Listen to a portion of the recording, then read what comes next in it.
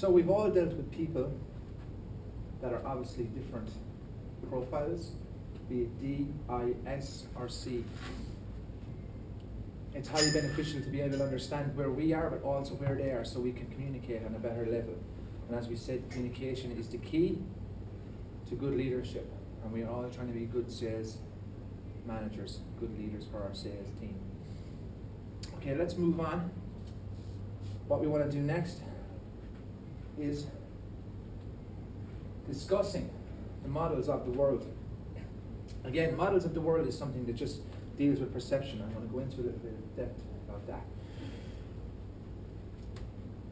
Every scenario can be interpreted differently.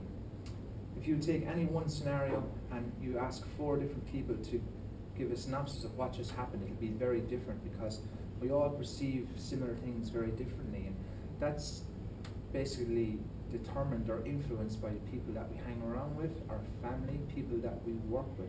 Some would say it's determined by the 5 closest people to you.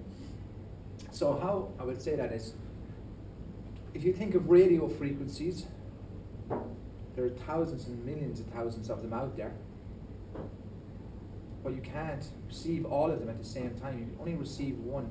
So we have a filter, a natural filter that allows us to receive one of those frequencies or to perceive something one way.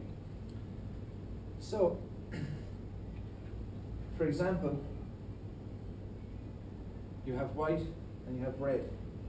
So you have 2 different scenarios, 2 different colors. We look at that.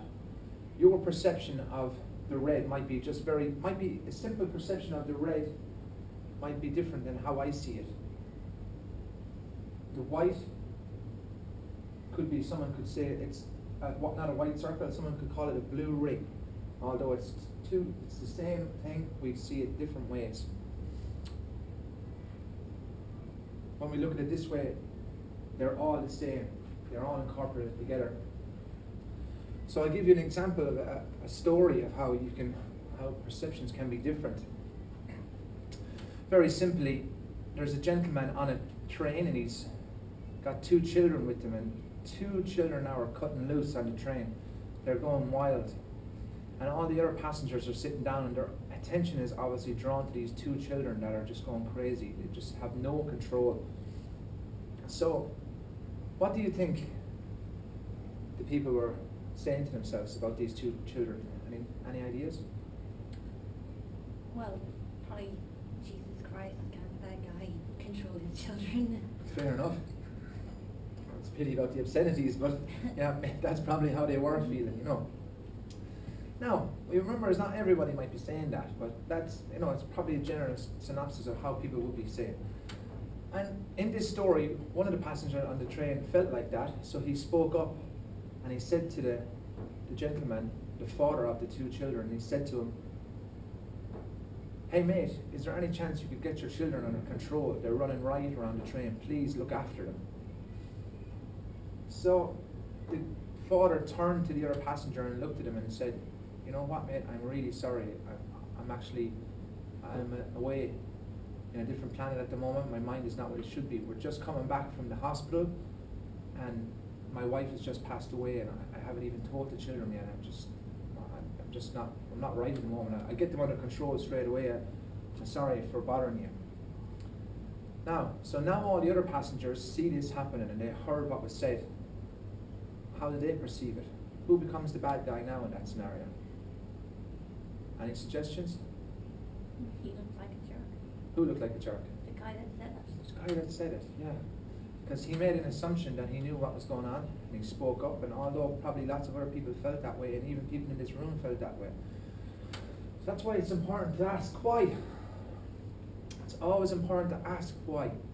Because all things can be seen very differently. Your interpretation of just simply what you can see on this screen can be, through your own filter, you can perceive it very differently. So perception is the key.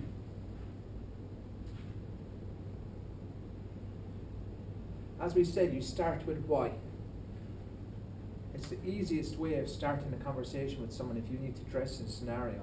If there's any scenario, if there's some information that you need to find out for someone or extract from someone, ask them why first. build a little bit of rapport with them, understand where they're coming from. It'll make your life a lot easier, especially in regards to leadership. Don't assume that you already know things and then act upon them. We've already carried out our disc profiling here. The disc profiling allows us to understand ourselves, but it also allows us to understand other people, and then we can deal appropriately or accordingly with them. If we assume, as Ds, a lot of us in the room are Ds, if we assume that we know the answer to everything, and we know that we do, and we're dealing with someone that is not a D, and we jump the gun and give them an answer, it makes their life a lot harder. So you have to try and understand where someone else is coming from before you give them suggestions. You can coach answers out of people, okay? You don't always have to know everything. I'll give you another example of that perfect scenario in regards to the sales team. Recently, we had an MC that was continuously late for work. His start time was 9 o'clock. But he was very diligent now, in fairness to him, for the first 6 months, perfect, always on time. And then all of a sudden, he was late every morning for 2 weeks. And in the third week, the sales manager just had enough of it, went to the CGM and wanted to just give him a written warning or even move him on, tell him his time was up. So rather than jump the gun and get involved in it, the CGM, through experience, sat them both down, and the sales manager had given this MC a couple of reprimands, verbally, but the CGM sat them both down and said, we'll have a discussion about this. And the approach that the CGM took was, said, look, Michael, you were very good before with your time. There was never a problem. And over the last couple of weeks, we've noticed that you're late every morning, and it's only by a couple of minutes, but I'm really just curious as to find out why you're being late. And with that, Michael looked a little bit emotional and looked a little bit upset, and he's just said to the guys, he said, look, I want you to keep this story between us, but I'll tell you why I'm late. It's because my mum has got very sick, and she's in hospital at the moment, and she can't drive my brother to school anymore, so I have to drop him to school, but I have to bring him on the bus and the train. That puts me farther away from work than I used to be, and I can't only drop him there at 8 o'clock because he can't be there any earlier. So when I drop him, then I have to make my way back here, and the only bus and train that I can get, they only get me here for 10 minutes past 9. At that, it's a real rush. I have to run up the street. And if it was a matter of me starting at 9:30 or even 9:15, I could make it on time. So from that conversation, the manager and the sales manager were able to determine that, does it really make a difference if Michael starts at 9 o'clock or 9:15? No, it does not. So they gave him the opportunity, as long as he needed, to start at 9:30, to give him even more grace so that he's not rushing. So he's not busting in the door, fixing his shirt into his trousers and fixing his buttons. No, instead, he's coming in at his leisurely pace, and everyone understood what his situation was. And that all started with why. And it's always so important to understand. And if you do a good needs analysis with your sales team and with a prospective new member, it'll make your life a lot easier if you ask why. Could you give me any examples like that, Lindsay, or would you like to give me some feedback on that? No, I agree that, we can make assumptions, but it's like, we once had somebody who walked into the gym to join. He was quite overweight, and his goal wasn't to lose weight. He had a completely different goal. So when he walked in and he sat down, and the membership consultant went out and she said, oh yes, you're here to lose some weight, yes, and it was really assumptive, and the potential client was really offended because he was actually not upset with his weight. That wasn't why he was here. He was here for different reasons. He wanted to do some rehab. Exactly. Perfect example. So whether you're doing a needs analysis with a prospective new member, or whether you're a personal trainer and you're doing a needs analysis or a consultation with a client, or whether you're managing your MCs, you need to understand the why. Understand the why behind everything. It's so important to know what people are trying to do and why they're trying to do it. It'll make your life and their life a lot easier, especially when it comes to goal setting. Diagnose before you prescribe. That's Lindsay's example in a nutshell. You've basically explained what that is. Rather than come in and assume that you know what someone is trying to do in regards to that, someone is trying to lose weight, All he had to do was ask, why are you here, mate? What are you intending on doing? And he would have known that he was there for rehab on his knee or his shoulder, as opposed to assuming that he wanted to lose weight. Now, in all fairness, losing weight is probably the best form of rehab for a knee or a shoulder, but we can address that later down the fact when the person has made their statements. Okay? So we can diagnose what needs to happen after, or before we prescribe. Prescribe after we diagnose. Prepare your scripts. We all know what a script is. We use scripts when we do a needs analysis. We use scripts when we use consultation. We use phone scripts. But they're not just what's important here. What's important here is that you know how to approach scenarios with the right language, with an open body language. And for example, the way I phrased it and the way the CGM phrased it when she was speaking to Michael, she said, I'm just really curious as to why. You know, use language that is open, that is not aggressive, and that you can find out the right situation, where the person is coming from. Lindsay, would you like to give me an example of script when you're dealing with leadership?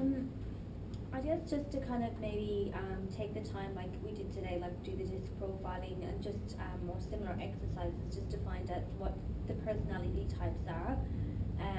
And then to do goal setting and stuff just to get to know your team really well, so that way you might maybe manage each one of them or have a different style of conversation with each one of them. Yep. So for example, if you've got like a very like a real deep personality style, you'll want to just be really directive with them and give them direction. So you'll probably have like some phrases and things that you'll use with those people. Whereas, you know, with someone who maybe someone who likes to share their ideas, like an I, you might want to spend some more time maybe asking them questions and getting their input and their involvement, and try some more coachy style questions with them so they feel like they're being included in the planning process. Yes. And just etc. things like that. Awesome. Knowing the right type of questions. If it's a D personality, you want to ask them questions like, what? You know, what are they going to be doing? If it's maybe a C personality, they're going to ask questions like, you know, how? Or what, you know, how? And then, you know, asking the right language, meeting someone on an even keel and a level playing field so that you're all communicating. And it's communicating, it's not just talking to someone, as you say, obviously using one mouth, two ears and listening to what people have to say. I guess a good example is just always go into a conversation as well with your mind not made up. So never go into a conversation with someone with the outcome in mind, so always go in there with an open mind and a clean slate. Yeah, beautiful. Perfect example, thank you. So as we said, I'm curious to know, it's a very simple way of explaining. It's written there for a reason. And it's a good little lead into when you want to ask someone for some question.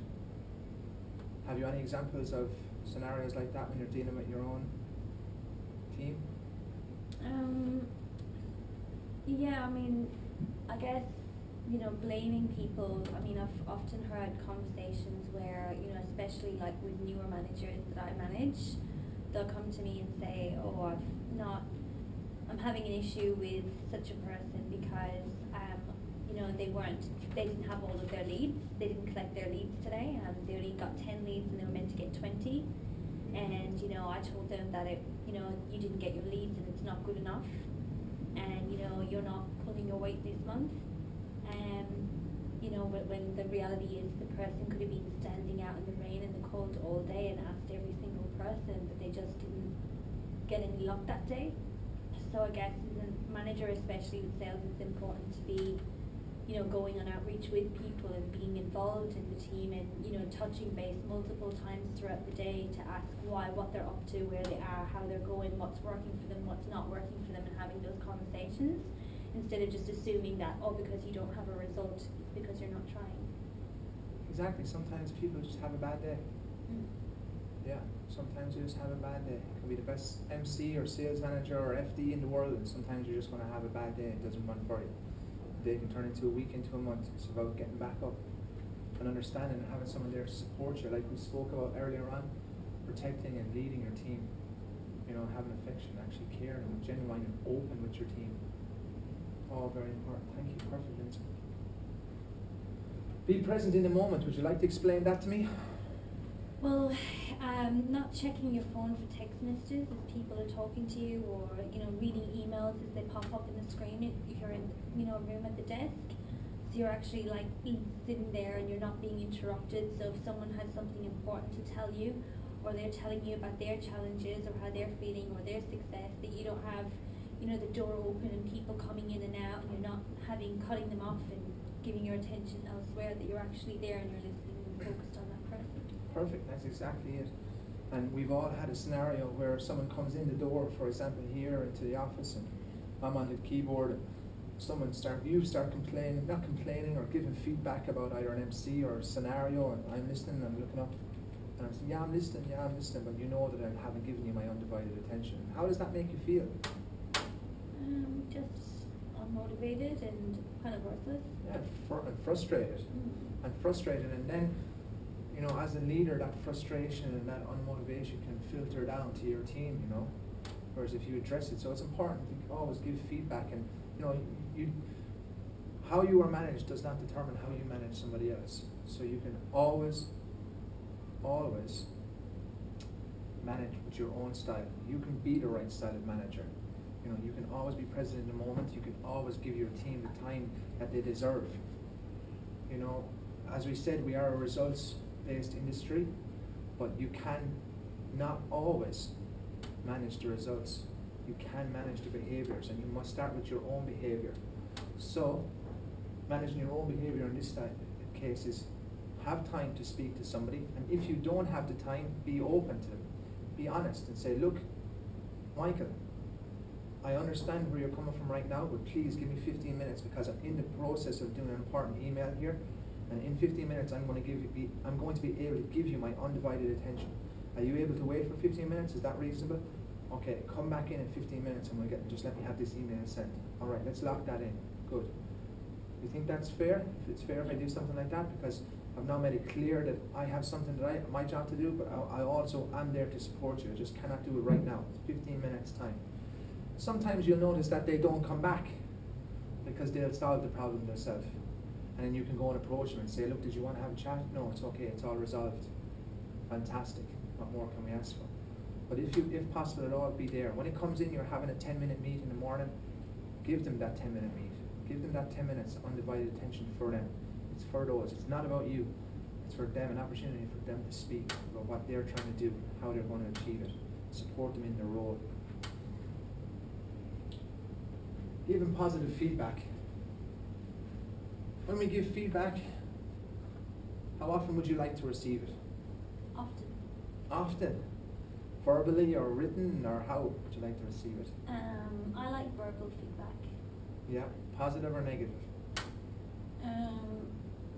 I prefer positive feedback verbal, and I prefer negative feedback or constructive feedback written. Beautiful, written, so then you can understand it. I have time to dissect it. Back and to the think sea, about it. conscientious, yes. Good work. Would you like positive or negative feedback in public or in private? I get embarrassed about public recognition. I prefer I do want to hear feedback, but it's not important to me if it's in front of everyone.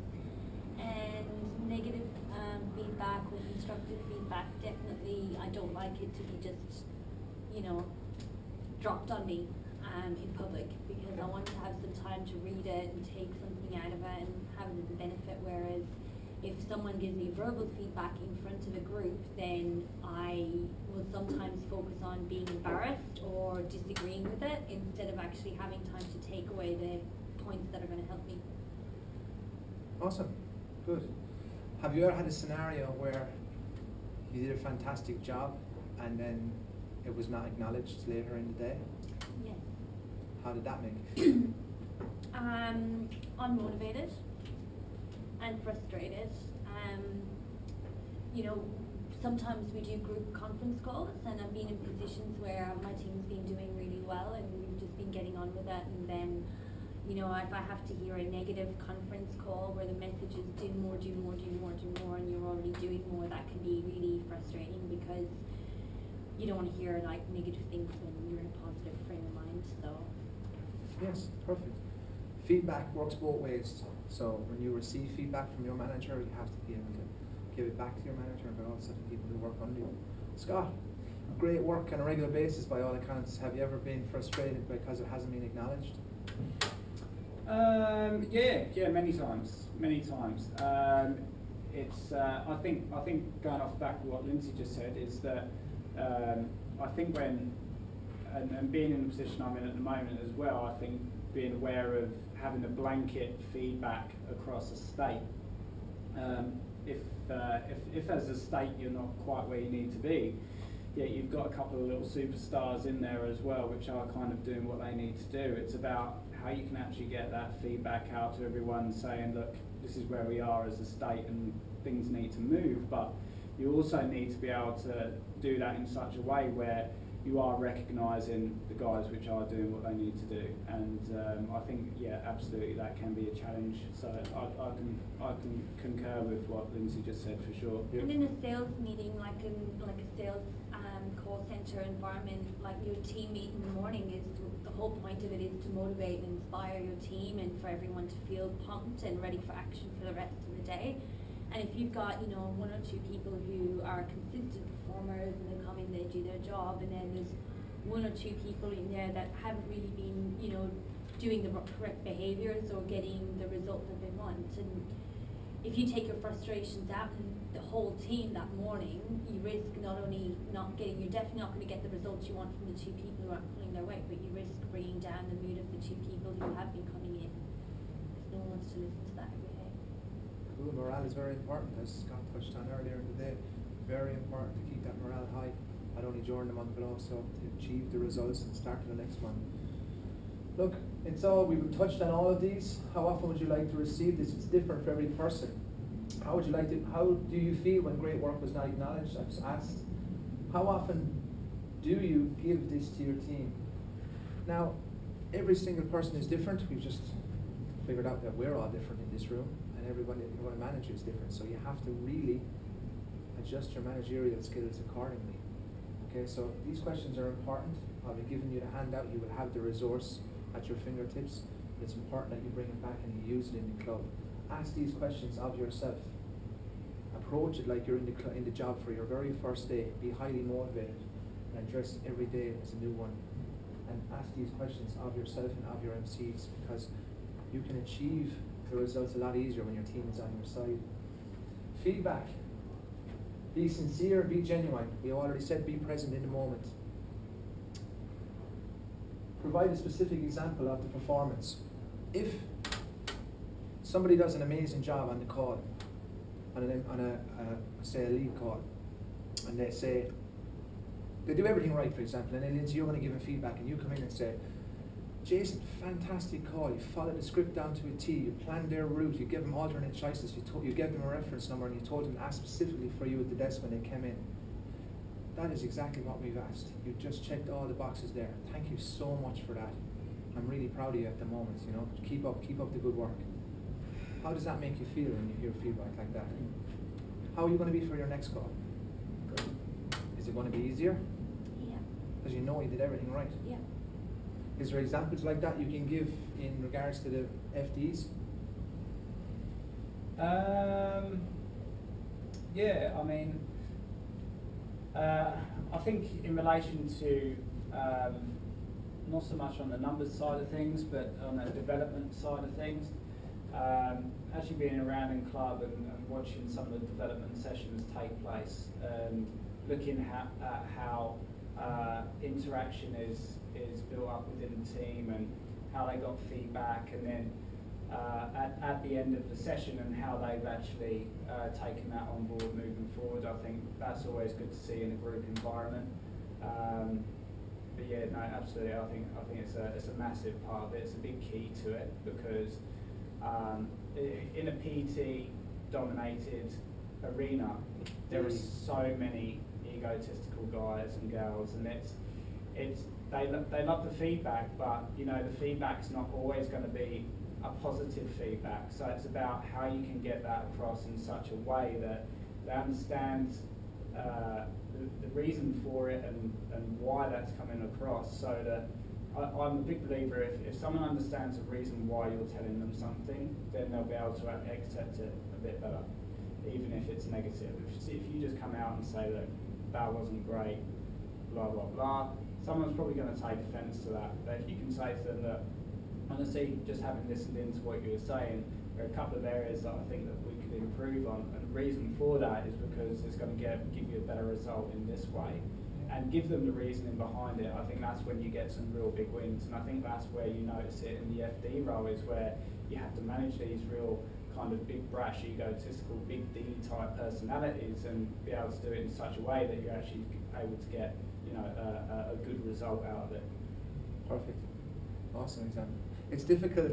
For example, you do the conference call, and I imagine, and anyone that does a conference call, if there's 10 people on the call, there'll always be 2 people that you probably have to ring after the call. Yes. Just to touch base with them, to let them know that a few of the things that you said weren't necessarily directed at them, but it might only be directed at one person, and 9 of them will have no problem with that, but there'll be 2 saying, why is he saying that to me? So you have to touch base because of the different personality traits that we all have. I'm sure you encounter the same. So Lindsay, you might be one of those people that might need that phone call. Maybe would that be fair to say? You know, because yes, Yeah, it's very vague directions and vague synopsis of scenarios could affect you. So look, identify what it took, e.g. customer service. You know, as I said, it doesn't always have to be. You could be walking down to reception saying, "Oh my God, I'm so proud of you guys. I'm so proud that you're in control of reception, because there was like 50 swipes in a half an hour there, and you can handle that perfectly." When the PM shift comes in later on, could you take a little time and just give them some feedback of how you managed that, how you did that? Because I'd love to have everyone on the same page that you're on. Okay, I did that straight away, did it immediately. So there's a way of giving feedback. You do immediate, be specific. What's the other one? Immediate, specific, and now I can't remember it for some reason. Smart. No, there's that when you're giving feedback, you can give it. So you say, you do it immediately, you be specific about it, and there's a warm and fuzzy one. And how it made you feel. How it made you feel is the other one. I couldn't remember. So immediate, specific, how it made you feel, and then the warm and fuzzy. So I say to you, Lindsay, negative feedback in this case. Lindsay, you came late, okay? Give it to you straight away. Unfortunately, you know, we need you having time. You're setting the example for everybody else. Look, I expect you to be here at 9 o'clock, and instead you were here at 9:10. How do you think that impacts upon me?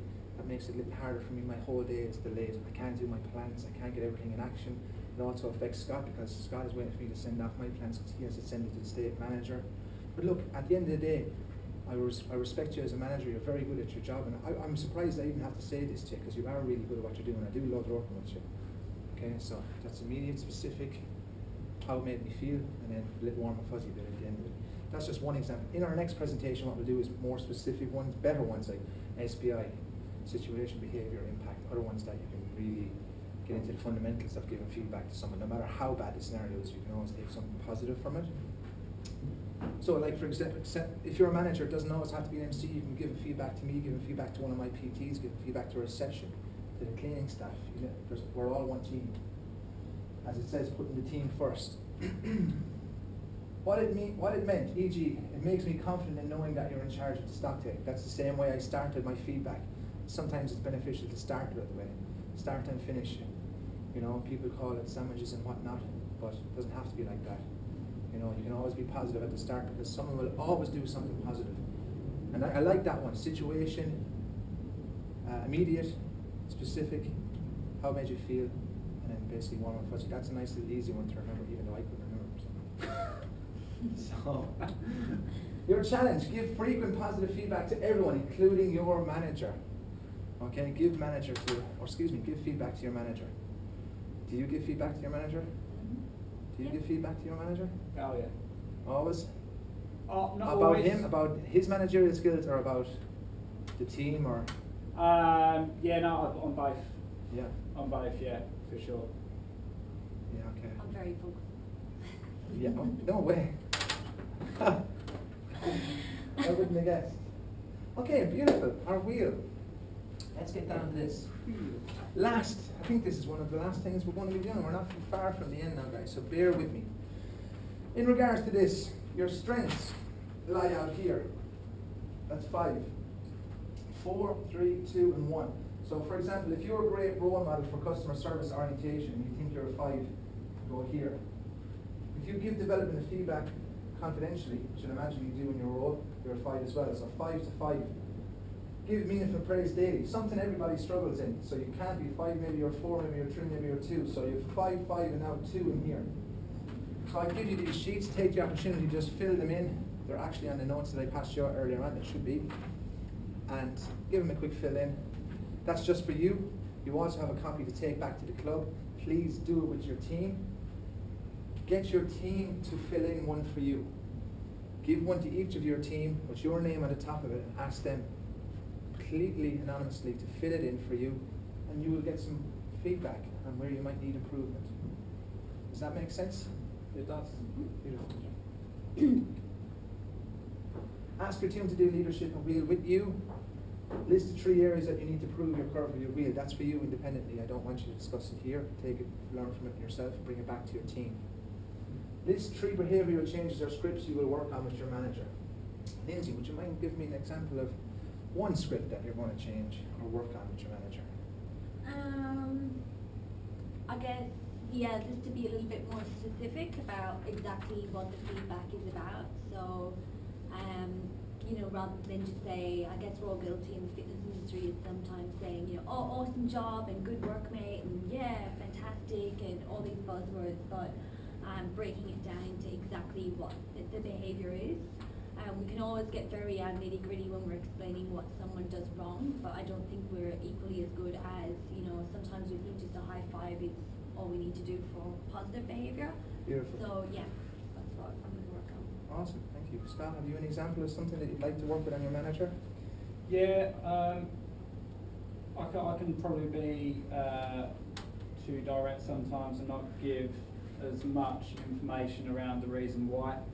As I said previously, I think like having someone understand the reason why you're giving feedback in the first place, whether it's positive or negative, and the impact that that then has on, as you then rightly described, with your whatever you gave us there, your feedback model. You basically are able to show that how it's a knock-on effect and how it affects everyone else by their own behaviours or what it is that's happened. So I think it's just that communication of the understanding of why, you know, and it'll help them understand how they can change that in the future and why they might not want to do that or may need to do that in the future. So beautiful. Touched on some cool things there. Thank you. Accountability. What's a good way of holding someone accountable, Lindsay? Well, to firstly get some clear measurables that you both agree on. So they've got to be, you know, with the deadlines, so times, and then I guess to make sure that you have provided as much training and you've, as a manager, kept your side of the bargain. That way the person doesn't come back with excuses, so they know that, yeah, they've had the training, they're admitted, they're confident, they've committed to a goal that they're comfortable with. And yeah, just making sure that you touch in with them then, that they know that's their responsibility, and always making sure when you're setting out those goals that you're asking them, you know, are you comfortable with that? Okay, so you're 100% with that. Is it realistic? Yes. You know, SMART goals, and then, you know, finding out, is there anything else that you need from me? So that the person says, if they say, no, there's nothing that I need, then essentially they should be getting on with that. There's no reason why at the end of it they haven't, why have they not achieved those results then if they say, good, yeah, okay, perfect. Being consistent as well, back to what we did with the Tiger earlier on, and being consistent with that too. So, you know, us as managers, as a sales manager, being disciplined, because if we're not following up and following up every day and holding someone accountable every day and showing that those 1%ers and those behaviours and those targets aren't important every day, then people will stop feeling like they're even being held accountable. Perfect, awesome, good examples, thank you. Scott, I'd like to add anything to that? No, Lindsay smashed it, yeah, and hit the nail on the head. Yeah, just setting out the explanation as to what needs to happen, make sure they understand, and then follow up at the end and making sure you provide any support that's needed. But yeah, absolutely. Perfect. We are all very different. So some people need to do daily plans, some people need to do weekly plans, monthly plans. You just need to find out good solid goal setting with somebody who will always make that apparent. What style of goal setting they want, what time frame it needs to be in. You'll always have to break it back down to the ridiculous anyway, break it down to the minor details, what they need to do on a daily basis. The most simple one for an MC is how many sales do you expect them to do in a month? That is basically it, isn't it? Mm-hmm. Every day we have to find out how many contacts they make, how many leads they make, how many A1s, how many A2s, and the most important part is how many deals. You know, we all have expectations. It depends on what club you're in, but we know what they are. New skills you would like to improve on over the next 3 months to improve your career progression. As we said back at the very start and earlier in the presentation, reward is not always financial. It might be just the idea of progression within the club. Does someone want your job? Does an MC want your job? If they don't want your job, why do they not want your job? Are you not motivating them correctly? Are you not driving them to actually want to be a sales manager or a club manager? Maybe they're not in the right role. Maybe it was a recruitment issue. So any scenarios like that, Lindsay?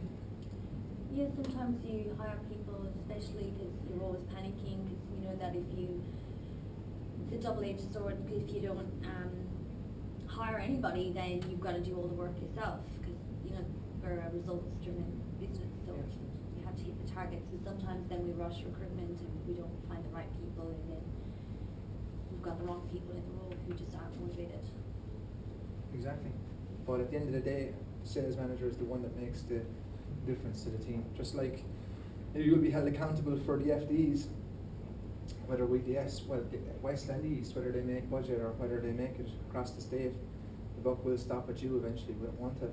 That's correct, yeah. And it's, you know, I think we, within our area, you know, the recruitment choice is huge.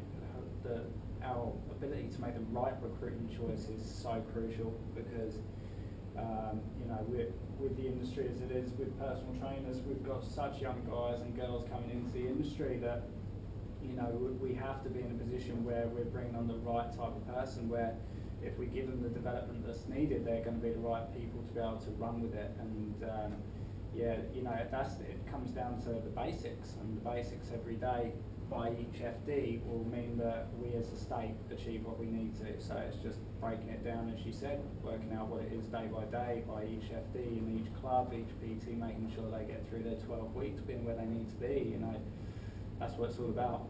So yeah, absolutely. It's the same for all of us. We're all in the same boat. I don't know, just different levels of it. 12-month personal goal. Okay, that's for you to do with your team. You have those resources. Very good book to read. Start With Why by Simon Sinek. Awesome book to read. Helps you understand a little bit more why you're asking the question.